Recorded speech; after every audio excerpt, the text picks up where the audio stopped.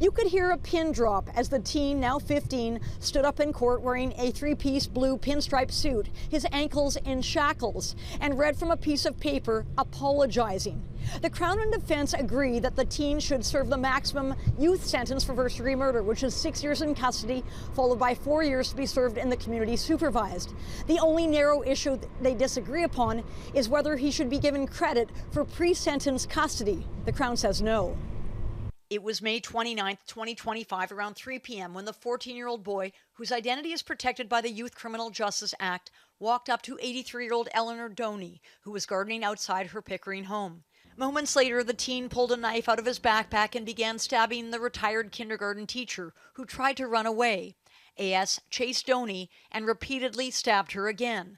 The defense acknowledged by committing this inexplicably horrific offense, he brutally killed an elderly woman for no reason whatsoever while she was in front of her home. But defense argued AS should be given 1 year credit for time he's already served, recognizing the work he's done over the past year, saying there are good prospects for rehabilitation if his mental health needs are attended to and monitored. The defense said a psychiatrist found at the time of the offense AS was suffering from significant mental and psychosocial issues that were undiagnosed. The defense also noted other mitigating factors, including a difficult upbringing, his young age, and guilty plea. But the Crown told court AS continues to demonstrate a consistent preoccupation with themes of violence, harm to others, and an ongoing fascination with serial killers. His risk to reoffend is ongoing.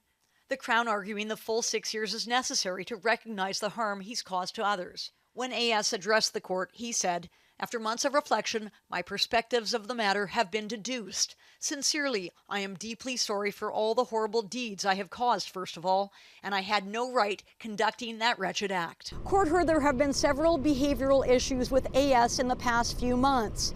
The Crown said there was a peer-to-peer altercation, though he was not the aggressor. Staff at the youth facility had to intervene, and the Crown said AS later told staff that, quote, he hasn't felt this alive since the incident before the court. At that point, there was an audible gasp in the courtroom. The judge has reserved her decision on sentencing until Wednesday. Catherine McDonald, Global News, Oshawa.